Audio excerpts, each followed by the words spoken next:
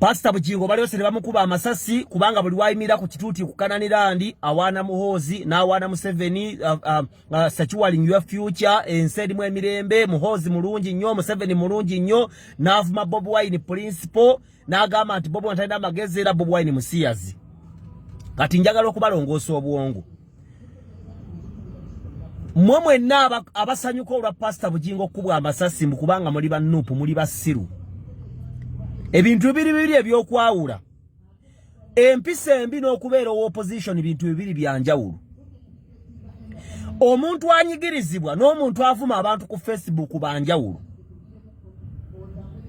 Omuntu oyerimbika mu kifaananyi ky'okunyigirizibwa n'okubeera omunaku n'obutaagala gavumenti ayisizeewo empisa zembi kyanjawulo. Kubanga abantu baffe abanyigirizibwa mu malwaliro, abantu abakaaba, abantu abeetaaga obuyambi mu ggwanga lya Uganda embeera yaffe nga bweri. Bali mbyalo tebalina na masimu. Kati bakisekka ne bayeekolera abali mu kibuga abapangisa abali abeevuga abali ne South Africa nga basobola okulinnya ne bagenda ne bakoma nawo ne baddayo bagenda badda nga ne nyumba zaabwe ne bannyinawo bali mu Uganda bali abanywa balina amasimu ga iPhone Pro Max. Wabula nga bampisa mbi bebeekweka mu kifaananyi ky'okuba nti banyigirizibwa bavuma abantu n'okwolesa empisa zaabwe. Baganda bange bino byanjawulo. Bwemba mugamba nti Uganda mbi nnyo abantu bafa Abitex wa Nuupu ne Bajjo wa Nuupu era bagoba NRM ne bagoba Bebekulu ne bagoba Mayinja ne bagoba Alien Skin mu Kivulu ekitegeeza nti bonna abali mu nkuuka baali ba Nuupu no wanda ne Kabaka teyajja kuba ne NRM kubanga abaleeta NRM Kabaka wa Buganda yaleta NRM olutalo wali luganye ne bayita Kabaka kyovula nti yazze mu nkuuka kuba ne NRM. Kakati bwe tugamba nti Uganda erimu obutemu era nti bakubye Pastor Bujjingo kubanga Uganda mbi abannupa ababadde mu nkuuka nga tewali badde yafudde. Nze ssaawa zaagenda okuwera 6 nga ndi mu kibuga nga nvuga neetooloola. Effujjo eryali awo ku lubiri abantu baavuga emmotoka baavuga pikipiki baazikulula baavuga Subaru baakola effujjo baaleekaana mu bbanga baakole buli kye baagadde kyonna baakikola. Tewali yafa n'ogu.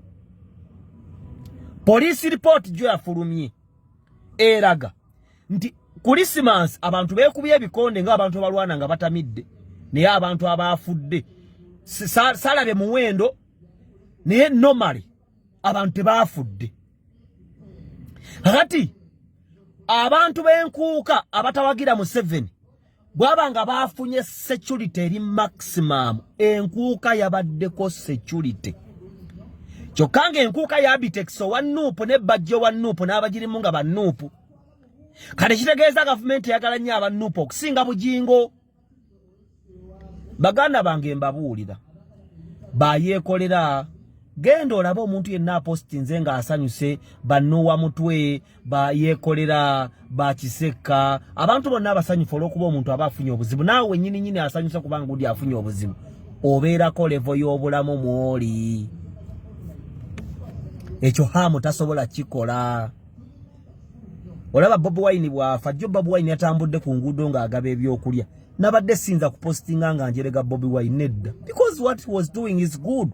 Nze njagala ekintu ekizimba ensi yange okuwa abantu b'oku nguudo kyabwa Katonda kirungi kyampisa ate lwaki nzira okujerega nze siri mu level eyo ya busiru. Kati njagala mbabuulire empisa embi abantu ze balina beekweka mu opposition okuzituukiriza batulowooze sembo banyigirizibwa kumbe kya bulimba. Njagala nkuwa ekyokulabirako. Tuyina amafamily ffenna gye tuva naye nga tetunnagendayo.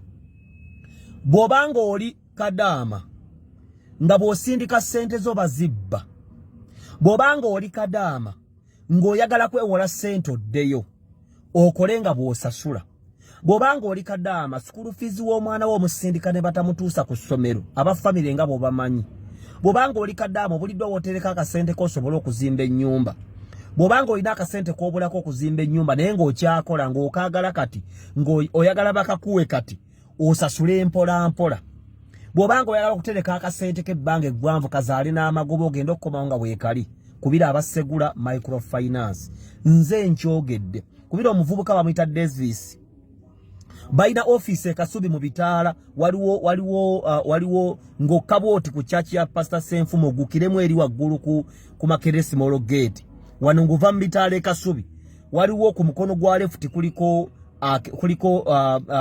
arcade eri awo Segula Microfinance we ina offices bakubire ku 0707 06 92 55 ngambe 0707 06 92 53 bakubire ka abasegula obaga bane nakasente ke netaaga nawe ngoli wano wano mu Uganda olina sente ze wetaaga yaba kutereka kasente ko kazaala amagoba ataaga wedako oli weruwe gwanga lwa kusindika sente kubira Davis ku simu eyo 0707 06 92 55 bakulu bajja ku office wane Kasubi Bitaala bajita ba Princess Arcade enda kunonya erinnya lya tufu ndikuwe kati bobwenga oyagala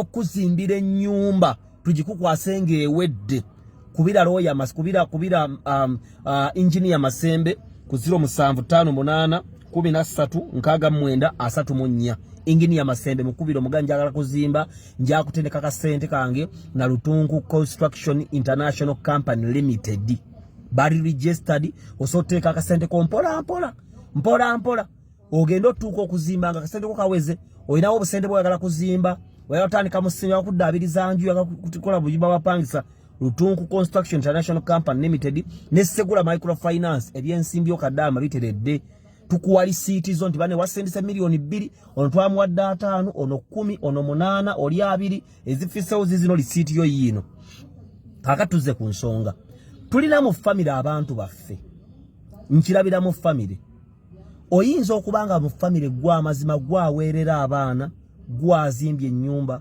gwafaayo naye bw'ofuna ebizibu walaayo ogenda okuwulira nga mukuluwo oba mutoowo oba sengaawo ng'afuluma ekigambo ne mu family zaffe gyebiri abantu Bujjingo atali ku level yaabwe bw'oba toli ku level y'abantu bajja kwogerera bubi ne bw'oba ku kyalo nga gwe abadde asinga okubazimbira ennyumba gw'obawa emmoloka netwala abaana baabwe mu malwaliro bw'ofuna obuzibu basanyuka nze mbiwulira era mugamba baserebu beeraga amazima oyise mpita ku bantu n'obayitako ogenda okuwulira bakwogerera emmotoka gye kavuga kagijjawa yenga keepanka n'obuuza n'omuntu mwepankiddeko sinnayogera naye muli mu kutambula omuyiseeko ali mu kwogerera emmotoka kagijjawa baganda bange abantu ab'emitima emibi mu nsi beekweka mu opposition balowoozesa abantu baagala nkyukakyuka kumbe bo obulamu bw'abalema kati bafunye bavumira abantu tubirabye mu mafamile